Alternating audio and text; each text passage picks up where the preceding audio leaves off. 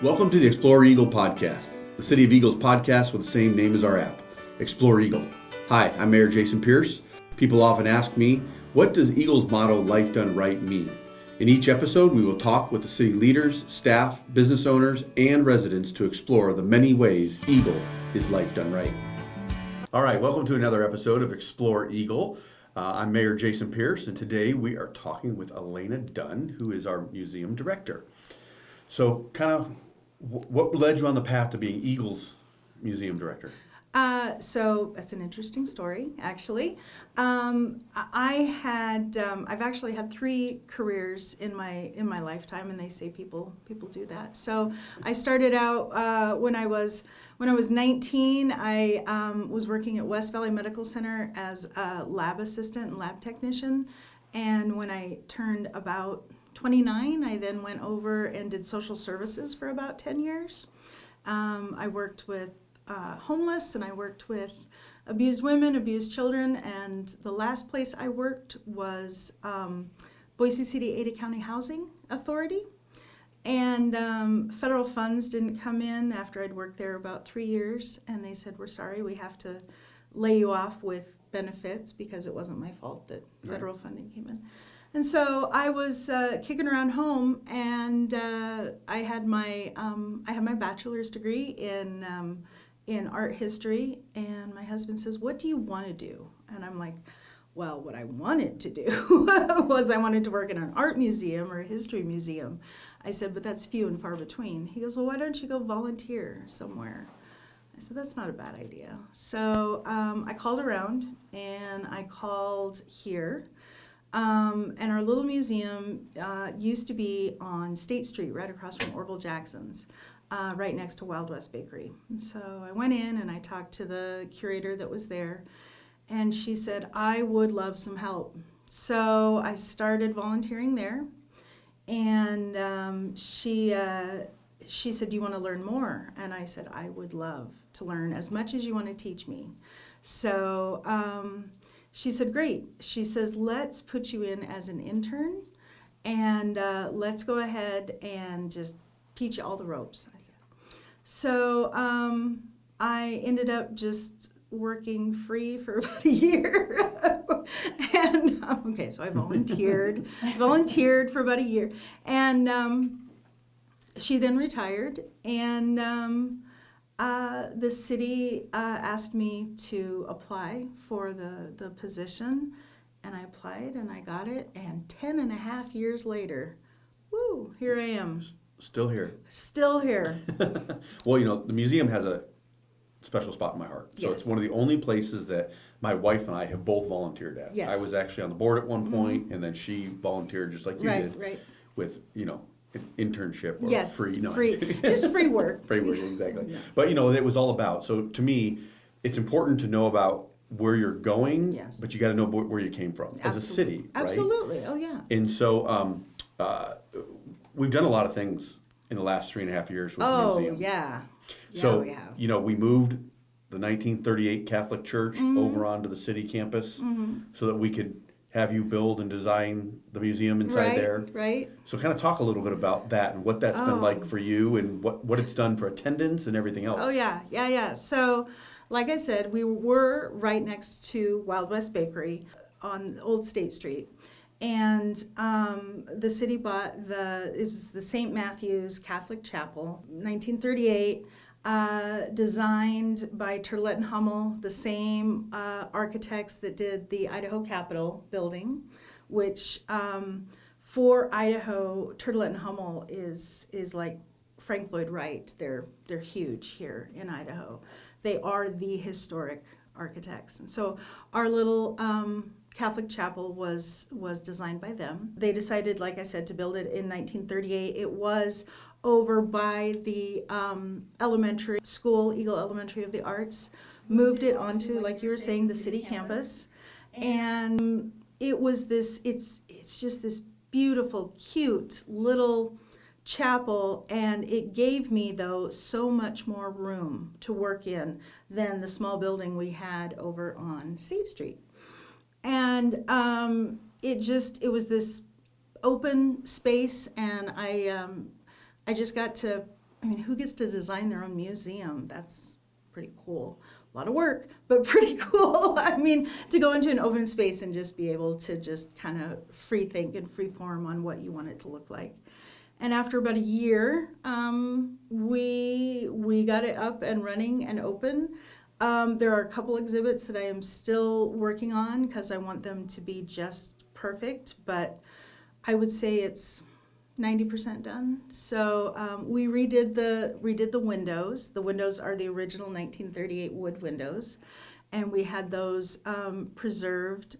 Yeah, it was an undertaking. I talked to other professionals in museums, and I tell them my city they bought this building and they moved it, this cute little chapel, and I was given, kind of carte blanche, well, within reason, to be able to build this gorgeous little museum. It was definitely a labor of love. It was really awesome. So thank you for that.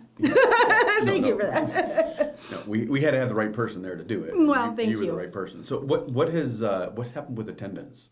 Oh, attendance has really gone up. So what we've had is before, it was a lot of walk-bys.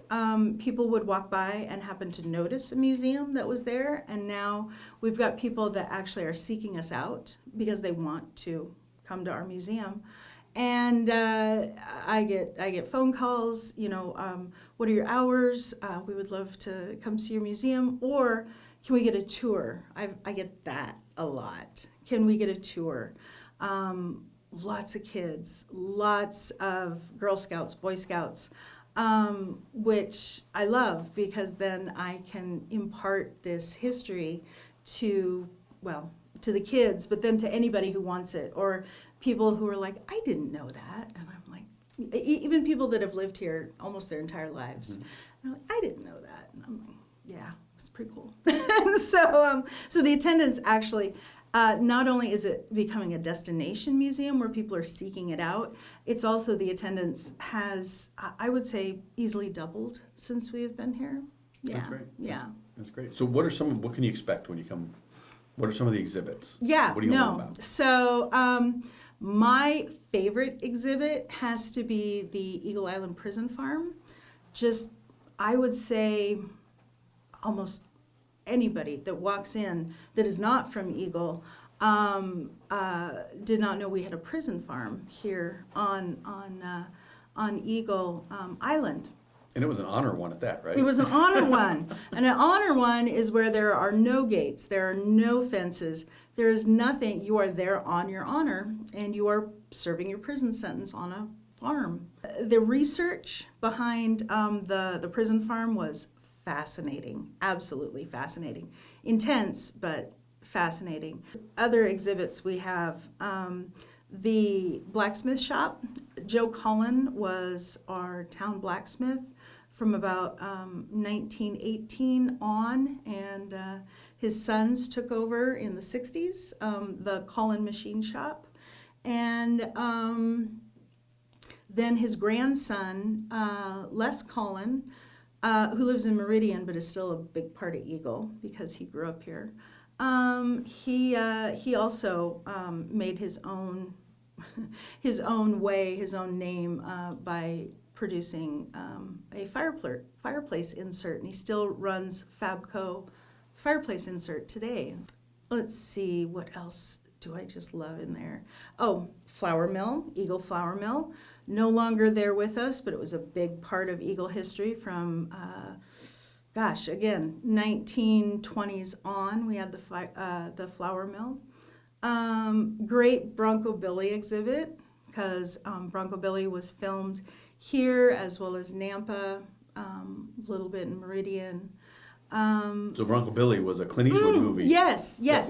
Bronco Billy was this great, 1979, he came to the Treasure Valley to film Bronco Billy.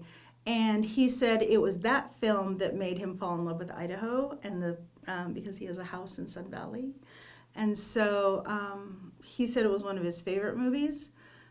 Not my favorite movie, but one of his favorite movies. So many local fill-ins, people that they needed to just standbys, and local kids, local people. I know a guy that is still to this day getting a royalty check, and it's $7.50, and he gets it every month, every year. He gets his royalty check from Bronco Billy, which I just think is hysterical. Let's see. What about the schools? Oh, Do you have a yeah, schoolhouse? we do. So we have two different exhibits. We have the one-room schoolhouse exhibit. Talks about the one-room schools here in Eagle, or that used to be. We had 6 of them. We've located 4 of them. I know exactly where they were or what they are today, which is usually houses. Then there's 2 that we just can't find. They've been unfortunately, taken down over the years, and we just unfortunately can't locate where they ever were, and we'd like to, though. And then the other one is Eagle High School, which it was great. Eagle High School started in 1908, I'm pretty sure, above the IOOF Hall, the International Order of Odd Fellows. That hall used to sit in the parking lot of Bodacious Pig. And they decided to go ahead and do the high school. There was only 4 or 5 kids that actually wanted to go to high school or learn beyond the 8th grade. So they put them in the upper hall of the IOOF hall and taught them high school in there. So the graduating class was 5 people, 5 kids. We have a back porch, which has this wonderful 1918 Maytag laundry washer on it. It talks about different washboards, irons. We also have a beautiful church organ that's in there. A lot of people think that the organ came with the church. It didn't, unfortunately. It was donated, about 12 years ago from a lady that lived on Eagle Island. It's an 1894 organ, Kimball, and it was shipped from Chicago to Eagle Island just on a freight wagon. They just, put it on a wagon and hauled it across, and there you go. And so, there you go. It made its way to Eagle Island in one piece, and her great-granddaughter ended up donating it to the museum about 12 years ago, and it's in gorgeous condition, and people are always like, oh, it came with the church. It didn't. I wish it did. Oh, that would have been great. But we have a exhibit on the Interurban, right, which Mayor, you've got the trolley going on. So the Interurban was our trolley system here in the Treasure Valley. Made kind of a large loop on trolley tracks. Obviously, it's dynamic. There's a lot in there for the small space that you have in a Catholic chapel. So. What about the Orville Jackson? Oh my God! Yes. I am so sorry. Yes, I was mentally going around in my mind trying to think of all my exhibits. Yes, we have this great Orville Jackson. So, very interesting. We have at the museum actually, and in storage, so many artifacts from Orville Jackson's. Oh, everything you can think of. Soap. Bottles, jars, canisters. But what's really interesting is some of the boxes that we have are 1920s, and we were able to collect, I'd say we probably have 200 artifacts from Orville Jackson's, anywhere from just little pill bottles all the way up to just larger artifacts. And we made this great exhibit where I was able to display, I would say probably 40 different artifacts, and tell the tale of Orville Jackson and Floy, his wife, and explain how they got here and how they bought the pharmacy, the Eagle drugstore, from a man named L.B. Harris. And then, from 1922 on to 1974, 9, Wayne and Jane Crosby bought it in the late 70s, and then kept it going until 2006. So it started in 1906 with L.B. Harris, and then went all the way up to 2006 with Wayne and Jane Crosby. And so it was in continuous operation for 100 years, which is awesome. And so, and I'm so excited to see what's happening to it now. The facade and the outside of the building is being a little more taken care of, and a little more, and that just warms my heart. The inside of it's what, the old State Street Saloon now? Is that what? Old State Saloon. Old State Saloon, yeah. And I just think they're really taking care of it. I like what they're doing with it. Well, I was just going to say, I think everybody that kind of owned that drugstore, Oh, yeah. especially Floyd and Orville, really did a bunch of stuff for the community. Oh, it wasn't just yeah. are their business, right? It was about Absolutely. taking care of those that may or may not be able to have medicine. I know Orville and Floyd, were part of the ones that really dug all the canals and stuff. They They did. didn't dig them, but they were responsible for paying for it and making sure it happened. Absolutely. So there's a really cool story about Orville there's two, actually. The first one that I've heard and read is that anyone who came in for medication, if they couldn't pay, it didn't matter. So anything that they could do in trade, or even if they couldn't. So he would get chickens, he would get baked bread, he would get anything that they could trade for medication. So they'd be like, a dozen eggs, perfect, here's your antibiotics. He felt that medication was more of a right than something that should be bought and sold. Obviously, it kept him in business, but he was a little more of a humanist, and really felt that it needed to be medication needed to be in the community, not just something that would be withheld if you couldn't afford it. And my guess is that probably came a lot from being a World War I medic. Absolutely, right? And having yes. to take care of. Yes, saw, I'm sure, horrific stuff on the battlefield. So he would have absolutely seen, like you said, the worst of the worst, and made him realize that this is medication that just everybody needs. And then the second story is anytime a baby was born, he would put together a baby basket and give it to the family, present it to the family. So he was just a great guy, ran a great store, but just a great human. Just him and Floyd both great people. And you're right, what he did for the community.